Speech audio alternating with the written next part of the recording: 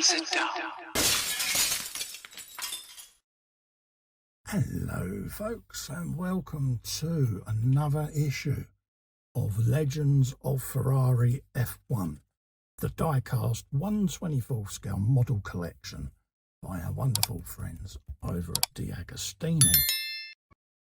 Yes folks, and don't forget, if you'd like to start this collection for yourself, click this link all the way along there. Head over to the DeAgostini website and start your very own Ferrari collection. Now, this month we have got the Ferrari 2012 driven by Fernando Alonso. Yes, folks. The iconic Ferrari there in all its splendour, bearing the number 5 there that was used by Fernando at this period of time. Let's have a quick look in the magazine and see what we're saying this month. This says here, Ferrari F 2012, handsome is as handsome does.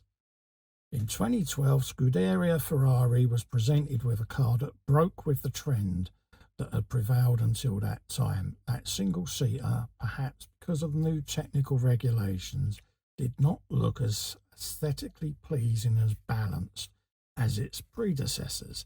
Fairly radical solutions have been adopted, but it paid off, as demonstrated by Fernando Alonso, who was in splendid form. Yes, this was the era of that rather nasty step that all F1 cars had. Weird technical directive that came out, and it caused a lot of the designers to come up with what was seen at the time as the ugliest range of F1 cars ever. Now, it's down to the individual, but yeah, they just had that slightly Heath Robinson look about them, didn't they? And there it is in all its splendour.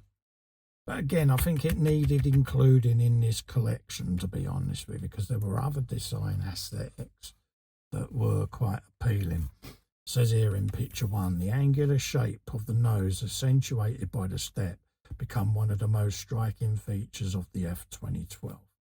In the picture, the car driven by Fernando Alonso, and this was during the European GP, on which he won the race. Yes, folks. So he did have some success there. Picture number 2 over there. Compared to the previous model, the Ferrari 150 degree Italia even, the design of the sides of the F2012 was thoroughly revised, being more sinuous and hollow. And then the rear area was tapered and the gearbox was minimalised. Yeah, very reminiscent of the Mansell Ferrari way back at 1990, if I remember rightly. Had that classic flower vase shape to it, and it was quite appealing at the time. Oh yeah, there you go. Many new features. In Malaysia, where the second race of 2012 was held, Alonso achieved a convincing victory, his first of the season and 7th with Scuderia Ferrari. Among the many innovations were changes to the suspension system, included the use of pull rods at both the front and the rear. In this way, the weight of the system was concentrated in the lower part of the car and the centre of gravity was lowered. These are read, folks. You'll find out so much. And the whole push and pull rod debate's still going now. This was the June the 24th, and the Fernando touched the sky. Saturday practice for the European GP did not look too good for Alonso. He qualified 11th and was out of Q2, but he did go on to have such a stunning drive. So yeah, there's a briefing, there's a breakdown of the car, all its specifications that you can see there.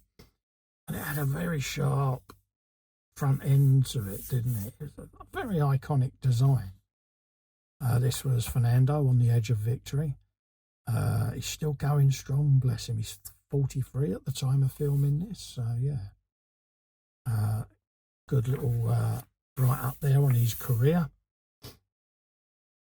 I think he's one of the most underrated drivers there is, Fernando. I think his reading of a race and the whole F1 thing is massively understated.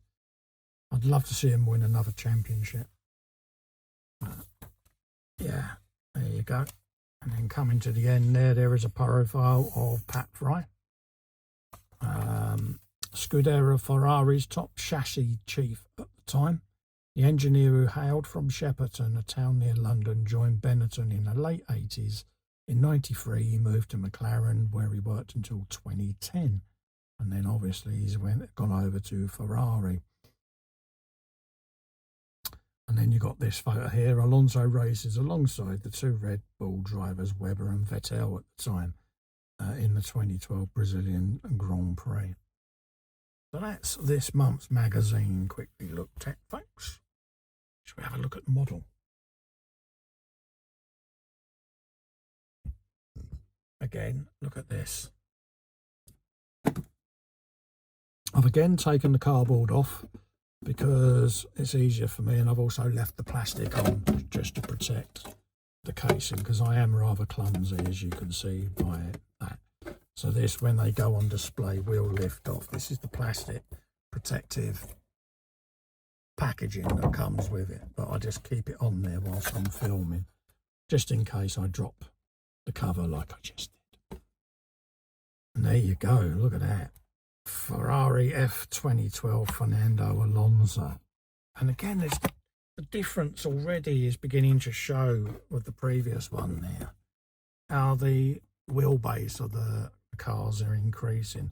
The gap between the front and the rear wheels, you can see, is massively changing over the years.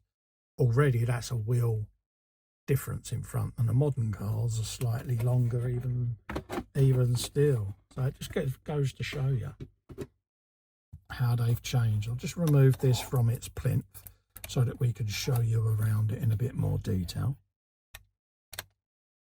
So I'm just using the number 2 triangular bit on the end of my screwdriver there. I've got security screws on the bottom there, so just grab that off of there and put those to one side over there like so. We can then lift the car itself off of the plastic base like that. Then we can remove the packaging, put that safe, and show you the model. There you go, look at that, folks. Absolutely beautiful, isn't it? And again, look at the difference in design from the one I've shown in previous videos, the Michael Schumacher one. Already you're getting the extended floor pans coming in, and still had the flat floor under there with the plank and the diffuser, but you can see elements appearing underneath the front wing, round the brake ducts, to drive the air in and around and under the car. And yeah, it's really beautifully recreated yet again. The details, you're now on Pirelli tyres, if you've noticed there. But look at the sculpting around the sides and the way that the air would have swept round. Reduced barge board design. You've got vanes on the side there. And then the air would come along underneath the side pods there and scoot round underneath these elements to suck the car down. Again, you've got your cameras all represented for the TV, and the amount of fly-by-wire aerials and things like that to transmit all the data back, GPS and everything, is creeping into the cars. The different front wing elements and design there with different little vanes and elements on the front there to force air through. Again, same on the other side there, the reduced height of the barge boards. But it's beautifully recreated, and again, the fit and finish on it is absolutely stunning.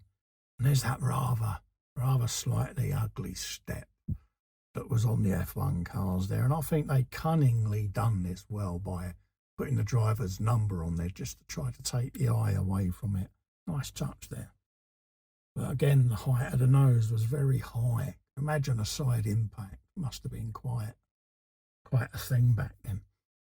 And then obviously it then comes down slopes. You've got the vane on the back there on the rear of the engine cover. And then comes to the rear wing there, looking rather splendid. And again, it's surprising compared to the modern F1 cars how narrow that width is on the wing now. They're quite wide again, you know, but absolutely beautifully recreated. You've got all your detail inside there, your seat belts, etc. are all in there. The steering wheel that was used inside the car there. Tinsy-wincy little windscreen, just enough there.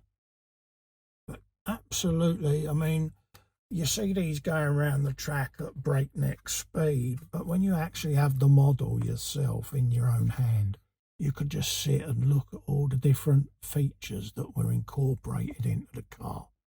And you get to appreciate so much more the beauty of these, and absolutely beautiful die-cast models these are. And I think any discerning Ferrari fan would definitely want these in their collection. Absolutely beautifully done. Feels nice and solid, a nice bit of weight to it. And I don't honestly think anyone will be disappointed to have these in their collection. If only for the ability to make brum brum noises, folks. But again, the difference between previous cars where the exhausts come out, they've got them coming out at an angle now to blow air over and warm the rear tyres, and just little touches like that these designers come up with. And then how it's neatly all sculpted and closed in around the gearbox just to try to pull air out on the long. Absolutely beautiful, even from the rear. Absolutely beautiful design that they came out with for these motors. I don't think you'll be disappointed in these, folks. And I believe that's the beginnings of the DRS as well in its day. So, yes, folks. So if you'd like to get this collection for yourself, click this link just along here. All the way there. Head over to DeAgostini. Click subscribe and start your very, very own Legends of F1 collection, because I don't think you'll be disappointed. I really don't. I am so looking forward to finishing this collection off and having them on display, because they are a thing of beauty, folks. You can choose to display them in the case or out of the case. It's your choice, it's your collection. Me personally, I shall keep them in the cases just to keep dust off of them. But in the meantime, folks, I look forward to seeing you in the next episode. Thank you very, very kindly for watching. And until then, stay safe and stay well. And I'll see you in the next Ferrari video, folks. So I'll make the brum brum noise. Bye-bye for now.